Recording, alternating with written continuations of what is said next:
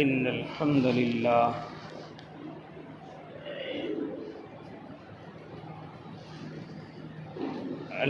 لله رب العالمين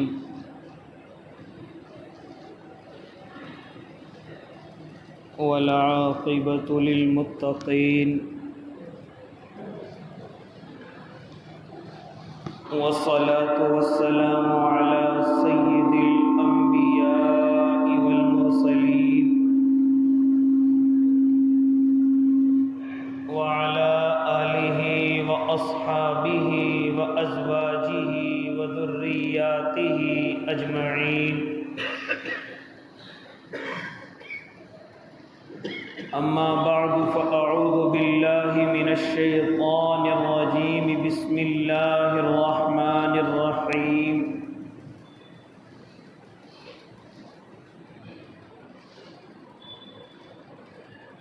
يا أيها الذين آمنوا اتقوا الله وكونوا مع الصادقين وقال النبي صلى الله عليه وسلم المسلم من سلم المسلمون من لسانه ويده صدق الله العظيم وصدق رسوله النبي الكريم ونحن على ذلك من الشاهدين والشاكرين والحمد لله رب العالمين واجب الاحترام ساتھیوں، بزرگوں، نوجوانوں اور معصوم بچوں،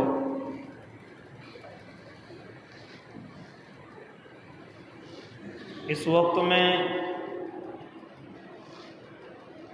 دنیا کی حالت اور خاص طور سے عالم اسلام کی اور ایمان والوں کی حالت ہم سب کے سامنے ہے۔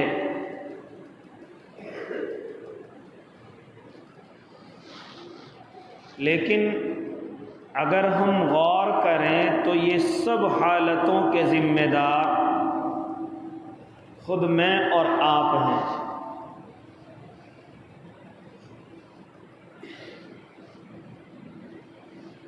جب ذمہ دار میں اور آپ ہیں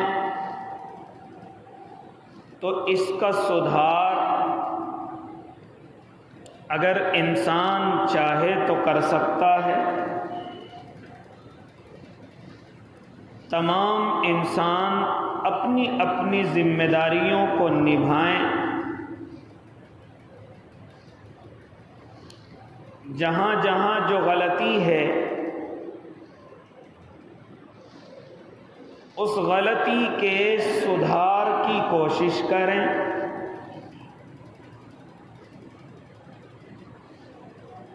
دوسرے انسانوں کی جو ہم سے کمزور ہیں، یہ جو غلطی کرنے پر مجبور ہیں،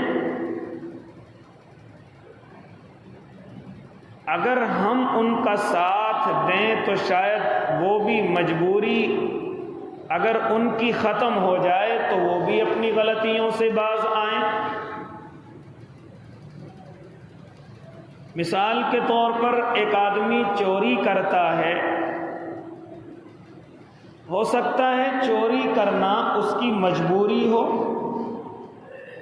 پریشانی میں گھرا ہوا ہو، قرضے میں ڈوبا ہوا ہو، تو کیوں نہ ہم مل کر کے اس سے معلوم کریں کہ آپ کو کاروبار دیا جائے گا، آپ کا ساتھ دیا جائے گا، تو اللہ رب العزت سے امید ہے کہ ہو سکتا ہے وہ عقل سے کام لے اور اس غلطی کو چھوڑ دے۔ اسی طریقے سے کوئی بچی، کوئی عورت کسی غلط معمول میں پڑی ہوئی ہے، ہاتھ پھیلا کر کے مانگتی ہے یا غلط راستے میں پڑی ہوئی ہے، تو کیوں نہ ہم مل کر کے معلوم کریں مجبوری کیا ہے؟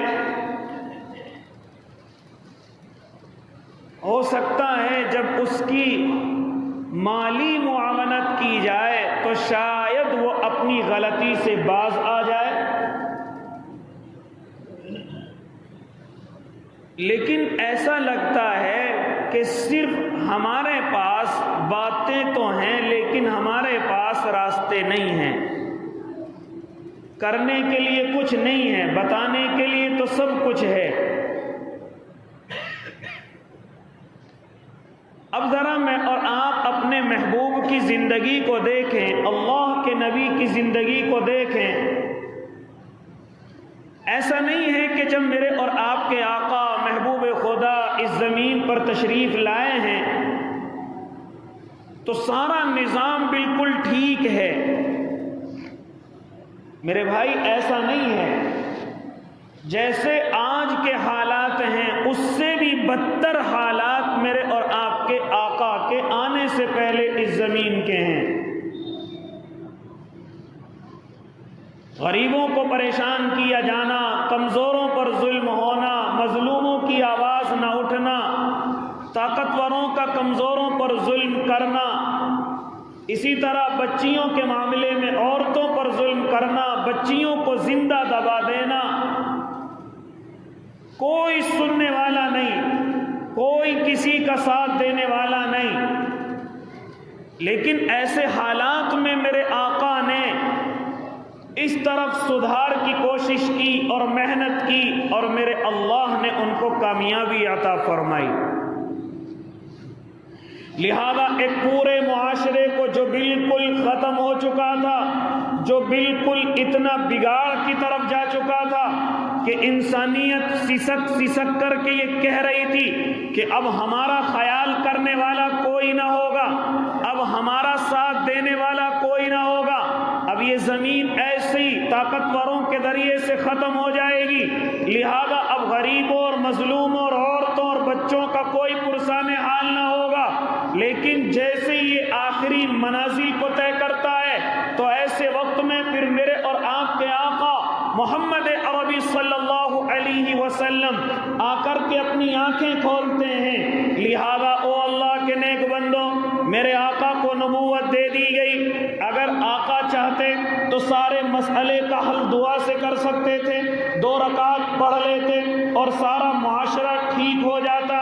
میرے اور آپ کے آقا جو غلط تھے ان کی فرشتوں سے پٹائی کروا سکتے تھے، لہذا اگر آقا چاہتے جنات آپ کے غلام ہو گئے تھے، اگر آپ چاہتے تو ان کے ذریعے سے سبق سکھوا سکتے تھے، لہذا اگر اللہ کے نبی چاہتے تو ہاتھ اٹھاتے اور اللہ کے ذریعے سے طاقتوروں کو سزا دلواتے اور غریبوں کو انصاف دلواتے، لیکن نہیں، ایسا کچھ نہیں کیا میرے آقا نے، بلکہ وہ زندگی کا طریقہ اختیار کیا تاکہ آنے والا انسان اگر وہ اپنے معاشرے کو بگڑا ہوا دیکھنا چاہے تو جس طریقے سے میں نے سدھارا ہے اس طریقے سے میرا آنے والا امتی بھی سدھار سکتا ہے۔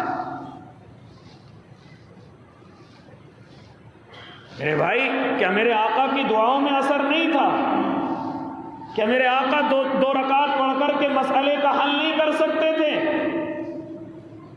لیکن نہیں، ہر طریقہ اختیار کیا، طاقتوروں سے کیسے بات کرنی ہے، غریبوں کا کس طریقے سے ساتھ دینا ہے، عورتوں کی عزت کیسے لوگوں کو دلوں کے اندر بٹھانی ہے، خود پہلے اس کام کو کر کے دکھایا تاکہ آنے والا امتی، آنے والا انسان، آنے والا عالم، آنے والا کوئی تبلیغی ساتھی، آنے والا خانقاہ کا بزرگ کوئی یہ بہانہ نہ کر لے کہ میں ایسا نہیں کر سکتا، اور صرف ان کی زبان پر یہ رہے کہ نہیں نہیں دعا کریے، نہیں نہیں 2 رکعتیں پڑھیے اور دعا کریے، کچھ نہیں کرنا ہے، صرف دعا کرنی ہے۔ لہذا میرے آقا نے اپنی پریکٹیکلی زندگی سے یہ سب کو بتایا کہ سارے کام دعا سے نہیں ہوتے ہیں، کچھ اپنے آپ بھی کرنا پڑتا ہے، اور ایسے کرو جیسے میں نے کیا ہے، ایسے کرو جیسے میں نے تمہارے سامنے کر کے دکھایا ہے۔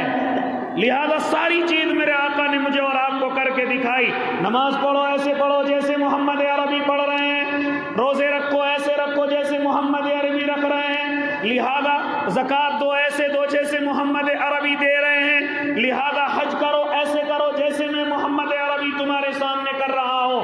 خالی یہ زکوٰۃ روزہ حج کا معاملہ اور قربانی کا معاملہ نہیں، بلکہ فرمایا اگر تمہارے پڑوسیوں میں بگاڑ پیدا ہو جائے تو پھر اس طریقے سے پڑوسیوں کے حقوق ادا کرو جیسے میں ادا کر رہا ہوں۔ لہذا یہ نہیں کہ سب کو ان کے حال پر چھوڑ دو، کہو یہ پڑوسی بیکار ہے اس کا کوئی علاج نہیں ہے، یہ پڑوسی منحوس ہے اس کا کوئی علاج نہیں ہے، نہیں نہیں، میرے آقا کی زندگی کو دیکھو، آقا کا پڑوس بھی کوئی اتنا اچھا نہیں تھا، لیکن جیسے ہی میرے آقا نے محنت کر کے دکھائی کہ وہ پڑوسی آپس میں محبت کرنے والے نہیں ہو گئے تھے، آپس میں ایک دوسرے کے حقوق ادا کرنے والے نہیں ہو گئے تھے، یہاں تک کہ آپس میں اتنی محبت ہو گئی کہ ایک دوسرے کو جان کی پرواہ بھی نہیں تھی کہ آپ نے سنا ہوگا اللہ کے بندوں سے کہ جب آپ جنگ کے میدان کے اندر ہیں، صحابہ کی جان نکل رہی ہے، لیکن آپس میں محبت کتنی ہو گئی کہ پہلے پانی میرے بھائی کو دے دیا جائے، میری پرواہ نہ کی جائے، دوسرے کے پاس جاتے نہیں نہیں پانی مجھ سے دوسرے والے کو دے دیا جائے، مجھے ضرورت نہیں ہے۔ یہ محبت کہاں سے ان کے اندر آئی؟ یہ سب میرے آپ کے آقا نے پیدا کی تھی ان کے دل کے اندر۔ لہذا سارے کام دعا سے نہیں، دعا کرنی ہے لیکن میدان میں اترنا ہے۔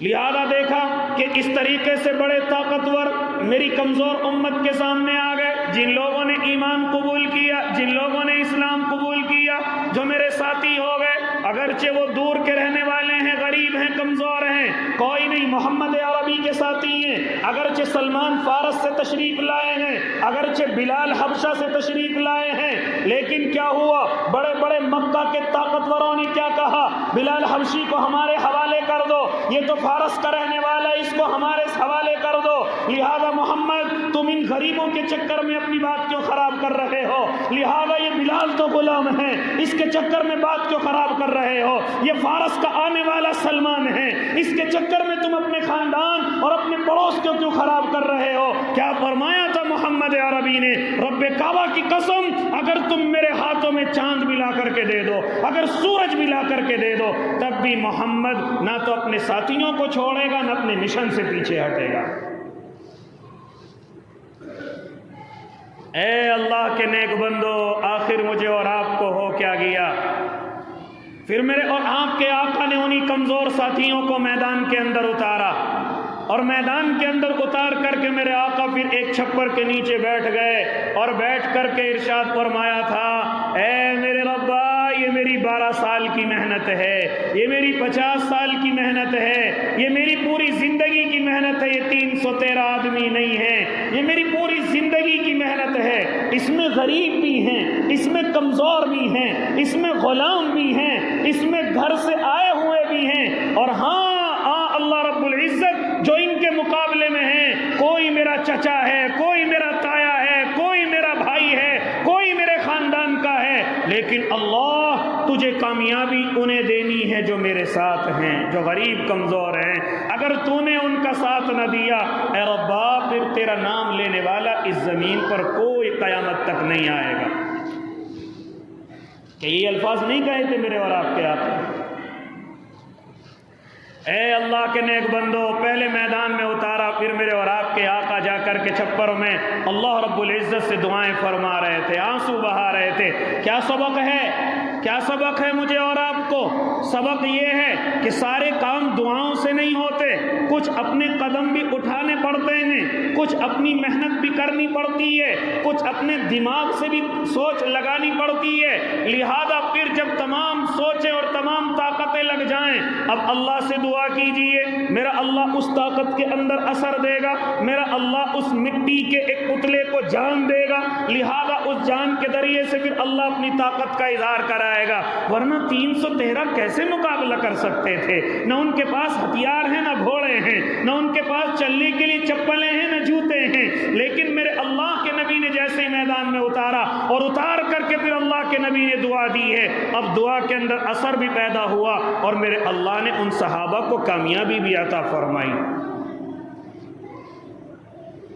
اسی لیے او میرے بھائی، یہ تمام چیزیں کر کے میرے آقا نے مجھے اور آپ کو سبق دیا ہے کہ او لوگو، اگر تم چاہو تو سب کچھ ٹھیک ہو سکتا ہے، اگر تم چاہو تو سب کچھ صحیح ہو سکتا ہے، اگر تم ذرا سی محنت کرو، ذرا سی قربانی دو، ذرا سی قربانی دو، لہذا سب کچھ ٹھیک ہو سکتا ہے، سب کچھ صحیح ہو سکتا ہے، لیکن ذرا قربانی تو دینے کے لیے تیار ہو جاؤ، ذرا سی پریشانی جھیلنے کے لیے تو تیار ہو جاؤ۔ کہ اپنے صحابہ کے لیے، کہ اللہ کے نبی نے اس معاشرے کو سدھارنے کے لیے، کہ اللہ کے نبی نے اس محلے کو سدھارنے کے لیے، پوری عرب کی زمین کو سنوارنے کے لیے، کہ اللہ کے نبی کے گلے میں رسی نہیں ڈالی گئی، کہ اللہ کے نبی کو راستے کے اندر نہیں کھینچا گیا۔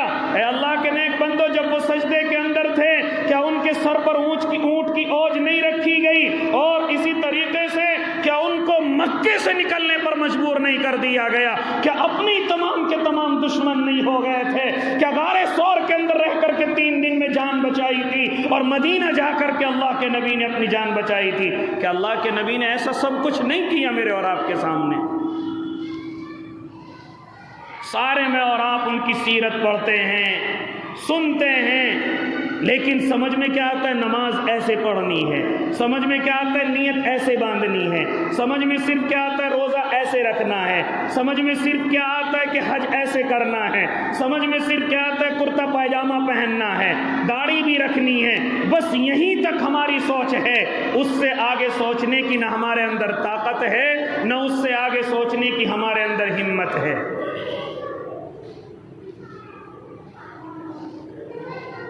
اے اللہ کے نیک بندو، اگر ہم دیکھ رہے ہیں کہ ہمارا پڑوس خراب ہے، تو آؤ ذرا اپنے آقا کی زندگی کو دیکھیں، اس پڑوس کو ٹھیک کیسے کیا ہے؟ گھر بیچ کر کے جانا، گھر چھوڑنا، محلہ چھوڑنا، یہ پڑوس کے اچھا ہونے کی علامت نہیں ہے۔ جہاں آپ جائیں گے کہ وہاں اچھا مل جائے گا؟ کیا آپ گارنٹی لے رہے ہیں کہ وہاں اچھا مل جائے گا؟ کیوں نہیں جہاں ہم 10-20 سال سے رہ رہے انہیں کو ٹھیک کیا جائے؟ جہاں ہم نے زندگی کا آدھا حصہ گزار لیا، کیوں نہ ہم محنت کر کے انہی بھائیوں کو ٹھیک کریں؟ کیوں نہ انہی کو آپس میں بٹھا کر کے محبت کی گفتگو کریں؟ کیوں نہ ہم اپنے پڑوسیوں کا ساتھ دیں؟ کیوں نہ ہم ان کے اندر کی کمیوں کو محنت کر کے دور کریں؟ یہ کہنا کہ میں یہاں سے نکل جاؤں گا، میں یہاں نہیں رہوں گا، میرا پڑوس اچھا نہیں ہے، یہ مسئلے کا حل نہیں ہے۔ لہذا معلوم کرو کیا دقت ہے، کس چیز سے آپ پریشان ہیں اپنے پڑوسیوں سے، کس چیز کی وجہ سے پریشان ہیں؟ آپ کا پڑوسی چوری کرتا ہے، معلوم کرو کیوں چوری کرتا ہے، تجھے کیا ضرورت ہے؟ لہذا ہم اکٹھا ہو کر کے تیری ضرورت کو پورا کریں گے۔ لہذا اگر تیرے گھر کے اندر کھانا نہیں بنتا، اگر کھانے کی تجھے دقت اور ضرورت ہے، ہم سارے مل کر کے تیرے کھانے کا انتظام کریں گے، ہم سارے مل کر کے تیرے قرضے ادا کرنے کا انتظام کریں گے۔ کیا ایسا نہیں کر سکتے ہم حضرات؟ اسے عقل دیں، اسے سمجھ دیں۔ تو خالی کیوں بیٹھا ہوا ہے؟ کیوں کاروبار نہیں کرتا؟ کیوں تو اپنے کاروبار میں دل نہیں لگاتا؟ کیا ہوا اگر تیرا بڑا کاروبار ختم ہو گیا؟ کیا تو چھوٹا کاروبار نہیں کر سکتا؟ اللہ کے نبی صلی اللہ علیہ وسلم کے پاس ایک صحابی آتے ہیں، یا رسول اللہ، میرے پاس کچھ بھی نہیں ہے، گھر میں بالکل بچے بھوکے اور پیاسے ہیں، اگر صحابہ کے چاہتے میرے اور آپ کے آقا تو ان سے چندہ کر کے دے دیتے۔ ارے یہ میرا صحابی پریشان ہے، ذرا پیسے اکٹھے کرو، 2 روپے 4 روپے سب دو اور لا کر کے ان کو دے دو، لہذا ان کی ضرورت پوری ہو جائے گی اور ان کا کام بھی ٹھیک ہو جائے گا۔ لیکن میرے آقا نے ایسا نہیں فرمایا، بلکہ سبق دیا، او صحابہ دیکھو یہ میرا صحابی پریشان ہے، ذرا معلوم کرو اس کو پریشانی کیا ہے۔ صحابی فرماتے میرے گھر میں کھانے کے لیے نہیں ہے، میرے گھر میں بچے بالکل بھوکے اور پیاسے ہیں۔ میرے آقا فرماتے صحابی تیرے پاس کیا ہے؟ فرمایا کہ صرف ایک گدڑی ہے، لہذا حالانکہ وہ کوئی قیمت نہیں رکھتی، اللہ کے نبی فرماتے ذرا اس گدڑی کو لے کر کے آؤ۔ وہ صحابی لے کر کے آئے، صحابہ سے عرض کرتے ہیں ہے کوئی اس گدڑی کو خریدنے والا؟ صحابی کھڑے ہو جاتے کہ اللہ کے نبی کسی چیز کی بولی لگا رہے ہیں، لہذا ایک صحابی کھڑے ہو کر کے کہتے ہیں اللہ کے نبی میں اس کو 2 اوقیے میں خریدتا ہوں۔ چنانچہ صحابہ سے وہ 2 اوقیے لے کر کے گدڑی دے دیتے ہیں اور پھر اس صحابی سے کہتے ہیں 1 اوقیے سے اپنے گھر کا سامان لے کر کے آؤ اور دوسرے سے کلہاڑی اور دستہ تیار کرو، جنگل کے اندر جاؤ، لکڑیاں کاٹو، لا کر کے اس کو شہر کے اندر بیچو اور بیچ بیچ کر کے اپنا گھر چلاؤ۔ کہ اللہ کے نبی کی زبان پر چندہ نہیں ہو سکتا تھا؟ کہ اللہ کے نبی پیسہ اکٹھا کر کے نہیں دے سکتے تھے اسے؟ کوئی صحابی منع کر دیتا، اللہ کے نبی کہتے تمہیں 1,000 روپے یا تمہیں 100 روپے دینے، کیا کوئی صحابی منع کر دیتا میرے اور آپ کے آقا کو؟ جو 500 600 اونٹ ساز و سامان کے ساتھ اللہ کے نبی کو دے رہے تھے، ہدیہ کر رہے تھے، کیا وہ 1 روپیہ نہیں دے سکتے تھے ان صحابہ کے لیے؟ لیکن نہیں، میرے آقا مجھے اور آپ کو سبق دے رہے ہیں کہ مسئلے کا حل چندہ نہیں ہے۔ یہ 5-4 ہزار روپے تم اکٹھے کر کے دو گے، کل شام کو اس کے پھر خرچ ہو جائیں گے، پھر کہاں سے لائے گا؟ پھر کسی اور کے پاس پہنچے گا، پھر کسی اور مسجد کے اندر پہنچے گا۔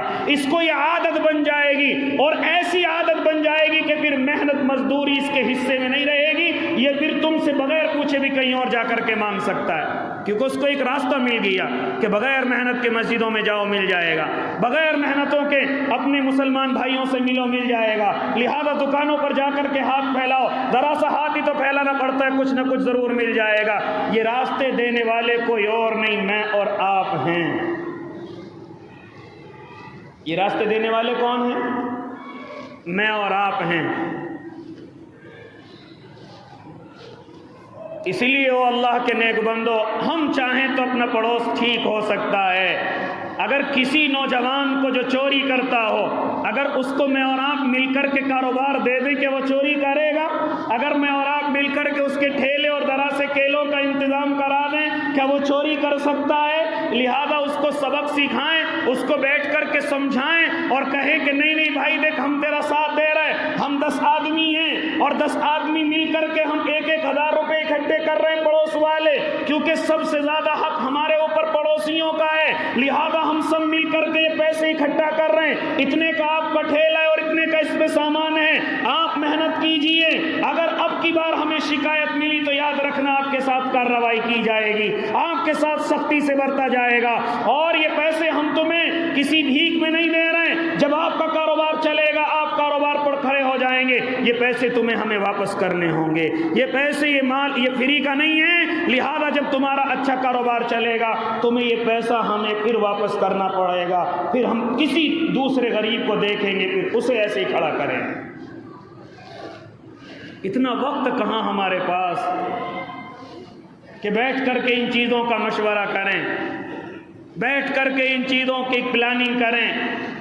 ہمارے پاس تو ویسی فرصت نہیں ہے کسی کو نیچا گرانے کی، کسی کو اونچا اٹھانے کی، ہمارے پاس تو ویسی فرصت نہیں ہے گھروں کی باتیں کرنے کی، ہمارے پاس تو ویسی فرصت نہیں ہے اس نے مکان کہاں سے بنا لیا، کہاں سے لایا، ہمارے پاس تو انہی چیزوں کی ٹینشن ہے کہ اس نے مکان کیسے بنا لیا، اس نے گاڑی کیسے خرید لی، اس نے یہ والا کاروبار کیسے کر لیا۔ ہمیں تو ان چیزوں سے ہی فرصت ملے، ہم تو زیادہ ایسا لگتا ہے کہ مالداروں کی ٹینشن زیادہ لیتے ہیں، ہم غریبوں کی ٹینشن نہیں لیتے، ہم کمزوروں کے مشورے نہیں کرتے، ہمارے مشوروں میں صرف وہ رہتے ہیں جنہوں نے محنت کر کے جیسے بھی اپنا مکان بنا لیا۔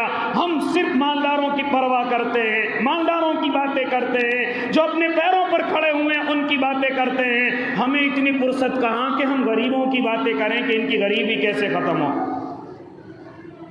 ہمیں تو طاقتوروں سے نہیں فرصت ہے ان کی باتیں کرنے سے۔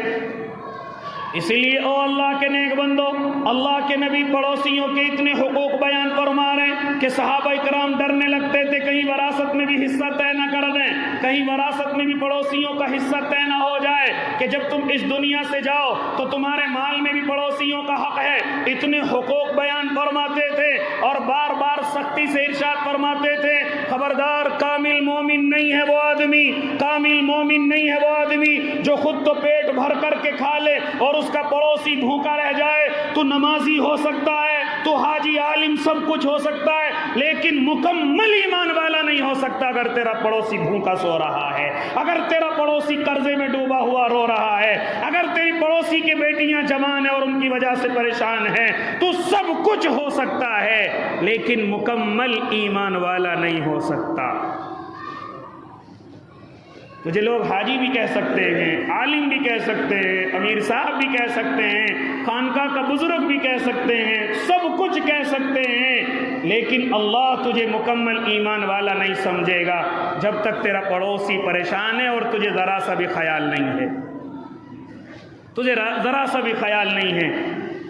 اس لیے او اللہ کے نیک بندو، مجھے اور آپ کو چاہیے کہ جو معاشرہ ہمارا خراب ہے، یہ جو ہمارا سماج خراب ہے، لہذا اس کے ذمہ دار میں اور آپ ہیں۔ اللہ کی طرف سے کوئی فرشتہ سمجھانے نہیں آئے گا اور ذرا ٹھیک ہو جاؤ چوری کرنے والوں، اور ذرا ٹھیک ہو جاؤ نشہ کرنے والوں، اور ذرا ٹھیک ہو جاؤ جوئے اور سٹے کھیلنے والوں، اور ذرا ٹھیک ہو جاؤ، اور ذرا ٹھیک ہو جاؤ سودی کاروبار کرنے والوں۔ کوئی فرشتہ کہنے نہیں آئے گا۔ لہذا کہنے کے لیے اور پلاننگ اور تمام کام کرنے کے لیے میں اور آپ ذمہ دار ہوں گے، مجھے اور آپ کو کرنا ہے۔ اگر کہنے آئے گا تو وہ پھر سمجھانے نہیں، پھر مجھے اور آپ کو اٹھا کر کے پٹکنے بھی آ سکتا ہے، پھر میرے اور آپ کے اوپر عذاب بھی آ سکتا ہے، پتھروں کی بارش بھی ہو سکتی ہے، میرے اور آپ کے گھر زمین میں بھی دھس سکتے ہیں۔ اگر اس معاشرے کو نہ سدھارا گیا تو یاد رکھنا اللہ کی طرف سے مدد نہیں، اللہ کی طرف سے پکڑ آئے گی۔ مدد کا انتظار نہ کریں اللہ کی طرف سے، اللہ کی طرف سے تو اگر آئے گی تو اب صرف پکڑ آئے گی۔ اتنی مہلت صرف اس لیے دی جا رہی ہے کہ شاید یہ سمجھ جائیں، شاید ان کو عقل آ جائے، شاید بیٹھ کر کے مشورے کر کے یہ والی بات بھی سوچ لیں۔ جس طریقے سے مشورے کرتے نمازوں، روزوں، حج اور زکوٰۃ کے ہر چیز کے عبادت کے مشورے، شاید اس معاشرے کو سدھارنے کے بھی مشورے ہو جائیں۔ بڑی بڑی سنستھا اور کمیٹیاں بنتی ہیں، بڑی بڑی تنظیمیں بنتی ہیں اور چندہ کرتے ہم غریبوں کا، کمزوروں کا خیال کرتے ہیں، لیکن پھر بھی غریبی اور کمزوری اور بڑھتی جا رہی ہے۔ اس کا مطلب یہ ہے کہ تنظیمیں ڈرامہ ہیں، اس کا مطلب یہ ہے کہ کمیٹیاں صرف پیٹ بھرنے کے لیے ہیں، اس کا مطلب یہ ہے کہ کمیٹیاں، یہ تنظیمیں اور یہ سنستھائیں جو انہوں نے بنا رکھی ہیں، یہ صرف اپنے گھر چلانے کے لیے ہیں، معاشرے کو سدھارنے کے لیے نہیں ہیں۔ اس کا مطلب یہ ہے کہ جوان بچے اور غریب بچیوں کے نام پر چندہ کیا جاتا ہے، اس کا مطلب یہ ہے کہ غریب نوجوانوں کو روزگار دینے کا صرف ڈھکوسلے بازی اور ان کے نام پر چندہ کیا جاتا ہے۔ ورنہ جتنی تنظیمیں ہماری گلیوں میں اور ہمارے شہروں کے اندر ہیں اور ان کے ناموں پر بڑے بڑے چندے بھی ہوتے ہیں، کہ اب تک کمزوری ختم نہیں ہونی چاہیے تھی؟ کہ اب تک نوجوان اپنے کاروباروں پر نہیں ہونا چاہیے تھا؟ کہ اب تک ہماری جوان بچیاں کیا نکاح کر کے اپنے گھروں کو بسانے والی نہیں ہو جاتی؟ لیکن نہیں، اس کا مطلب یہ ہے کہ سب ڈرامے بازیاں ہیں، صرف دھوکہ ہے، لوگوں کو بیوقوف بنانا ہے۔ اللہ کے نیک بندو، یہاں تو ہم جیسے چاہیں گے کھا لیں گے، جیسا چاہیں گے اپنے پیٹ میں بھر لیں گے، لیکن اللہ رب العزت کو جا کر کے ایک ایک رتی کا جواب دینا ہے، ایک ایک آنے کا جواب دینا ہے۔ اور میرا اللہ جب تک قدم پیچھے نہیں ہٹائے گا، جب تک یہ نہ معلوم کر لے یہ جو تو نے ذمہ داری لی تھی، ذمہ داری کو کہاں تک نبھایا، یہ جو پیسہ کمایا تھا کیسے کمایا، یہ جو تو نے خرچ کیا کہاں خرچ کیا، جب تک ان سوالوں کے جواب میرا اللہ نہیں لے لیتا، اس وقت تک پیچھے قدم ہٹانے کی اجازت نہ ملے گی۔ ورنہ یاد رکھنا، اگر میں اور آپ نہ جاگے تو پھر وہی حالات پیدا ہونے والے ہیں۔ کون سے حالات پیدا ہونے والے ہیں؟ جو اللہ کے نبی کے آنے سے پہلے حالات تھے۔ اگر ان چیزوں کا خیال نہ کیا گیا تو یاد رکھنا، جس جگہ میرے آقا نے شروع کیا تھا پھر وہیں جا کر کے معاملہ رک جائے گا۔ جس طریقے سے اللہ کے نبی کے آنے سے پہلے کوئی غریبوں کا خیال کرنے والا نہ تھا، کمزوروں کا خیال کرنے والا نہ تھا، پھر دوبارہ وہی حالات آ جائیں گے اگر میں نے اور آپ نے ان چیزوں کے مشورے نہ کیے۔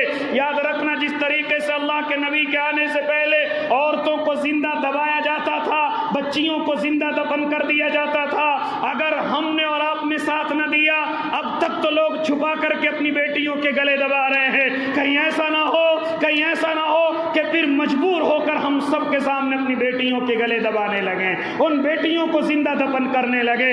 اگر میں اور آپ ان کے مسیحا اور ان کے خیر نہ بن کے کھڑے ہوئے تو یاد رکھنا، پھر وہی حالات دوبارہ پلٹ کر کے آنے والے ہیں،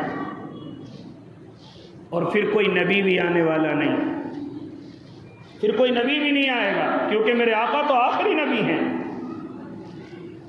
میرے محبوب تو آخری نبی ہیں، اب کوئی اور نبی بھی آنے والا نہیں، تو اس لیے اپنے ذہنوں سے یہ بات ہٹا لیں کہ اب کوئی نبی آئے گا اور ہماری اس حالت کو ٹھیک کرے گا، یہ بھی اپنے دل سے نکال دے، کوئی نبی آنے والا نہیں۔ اگر حالات ٹھیک کر سکتے ہو تو خود کرو، اگر معاشرہ ٹھیک کر سکتے ہو تو خود کرو، اگر اپنے سماج کو ٹھیک کر سکتے ہو تو خود کرو، اور کر سکتے ہو، کوئی مشکل نہیں ہے۔ ذرا سی قربانی دینی پڑے گی، ذرا سی محنت کرنی پڑے گی، ذرا سی لوگوں کی خوشامد کرنی پڑے گی۔ ایسا نہیں ہے کہ ہمارے بھائی، ہمارے دوست، ہمارے لوگ خرچ کرنے کے لیے تیار نہیں، آج بھی ان سے آپ کسی نام پر خرچہ لے لو، کچھ نہیں ہو رہا ہے تب بھی وہ آپ کو خرچ دینے کے لیے تیار ہیں، لاکھوں کروڑوں روپے سال کے خرچ کرتے ہیں غریبوں کے نام پر، لاکھوں اربوں روپے خرچ ہوتے ہیں جوان بیٹیوں کے نام پر۔ لہذا اگر وہ پیسہ صحیح لگانے والے لوگ مل جائیں، کیا وہ لوگ دوبارہ خرچ نہیں کریں گے؟ خرچ کرنے والے تو بیٹھے ہوئے ہیں، آپ مشورے تو کریں۔ اس لیے او اللہ کے نیک بندو، اگر معاشرہ اور پڑوس اور یہ تمام چیزیں ٹھیک کر سکتے ہو تو کر لو، ورنہ پھر آگے کوئی نبی آنے والا نہیں ہے، بس اب تو قیامت کا انتظار کیا جائے، اب تو اس دنیا کے ختم ہونے کا انتظار کیا جائے۔ اگر زیادہ دن اس دنیا کو چلانا ہے تو ذرا اس معاشرے کو سدھار کی طرف لے کر کے آؤ، اور اگر نہیں چلانا ہے اور یہ تہیہ کر لیا کوئی بات نہیں دیکھا جائے گا تو پھر انتظار کرو، اور یاد رکھنا ایک دم قیامت نہیں آئے گی، یہ بھی اپنے ذہنوں میں بٹھا لینا۔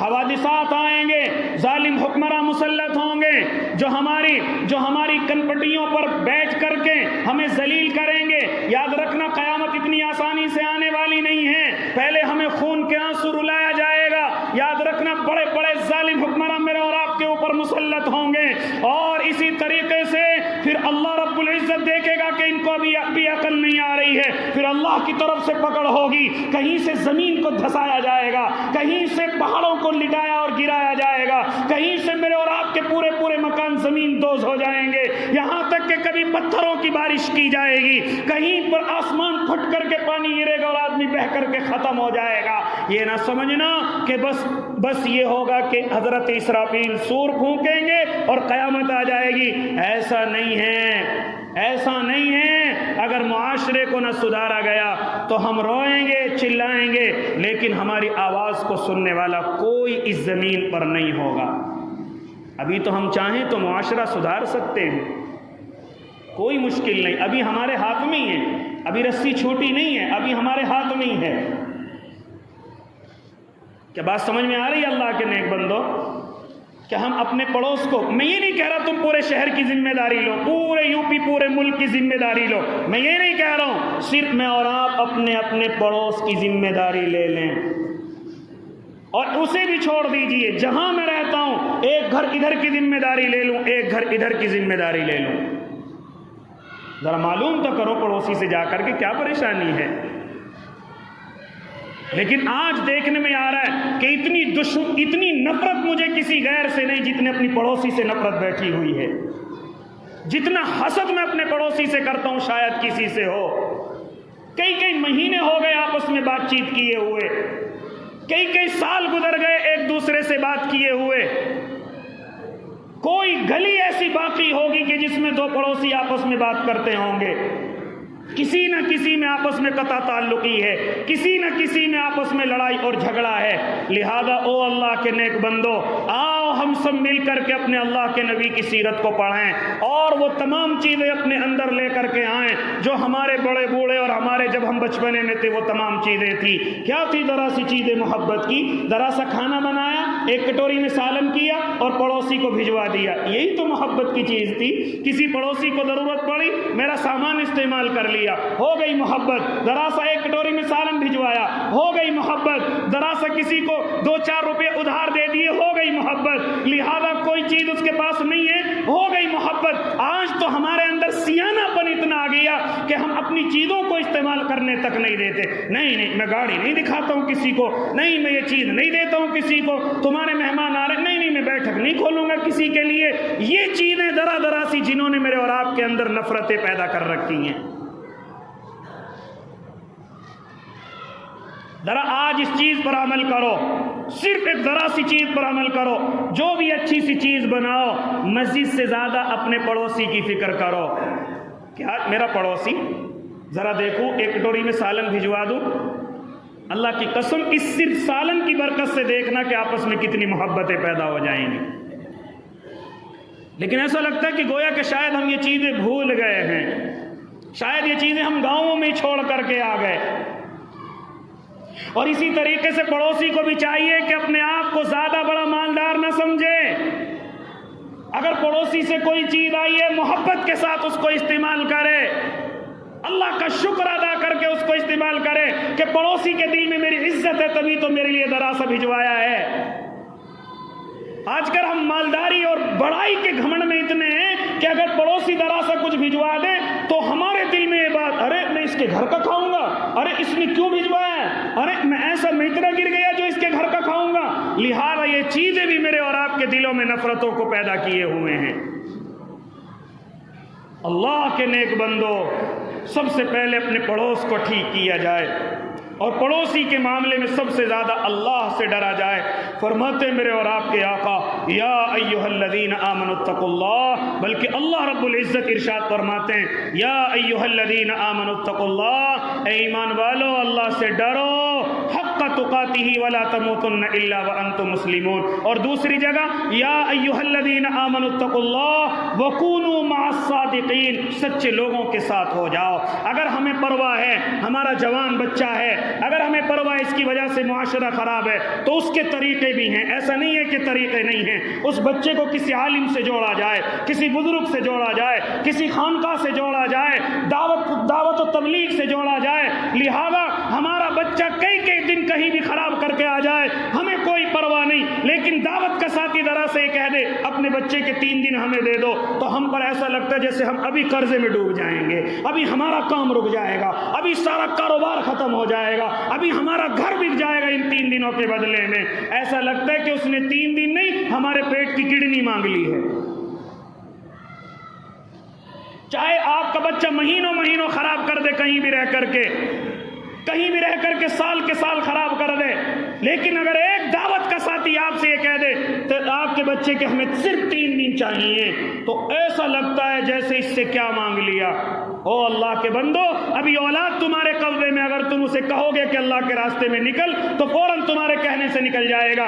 کہیں یہ اتنا نہ بگڑ جائے کہ تم اس کے سامنے پلہ پھیلاؤ، آنسو بہاؤ، لیکن پھر بھی تمہاری بات نہ مانے، یہ اتنا خراب ہو جائے. اور ایسا ہوتا دیکھا ہے. کریں گے نا عمل انشاءاللہ؟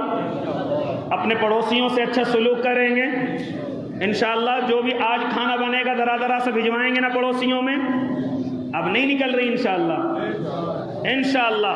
اور اسی طریقے سے اپنے جوان سے معاشرہ ہے، جوان لڑکوں سے معاشرہ ہے، اور اپنے جوان لڑکوں کو سدھارنے کا یہی طریقہ ہے کہ اس کا تعلق کسی عالم سے کرایا جائے، اسے اللہ کے راستے میں بھیجا جائے، اسے کسی خانقاہ میں اس کا وقت لگوایا جائے. اب تو وہ تمہاری بات سن لے گا، کہیں ایسا نہ ہو کہ وہ اتنا خراب ہو جائے کہ پھر تمہارے آنسو بھی اس کا کچھ نہ بگاڑ سکیں. اللہ ہم سب کو عمل کی توفیق دے دے. جنہوں نے سنت نہیں پڑھی وہ سنتیں پڑھ لیں. وآخر دعواہم ان الحمد للہ رب العالمین.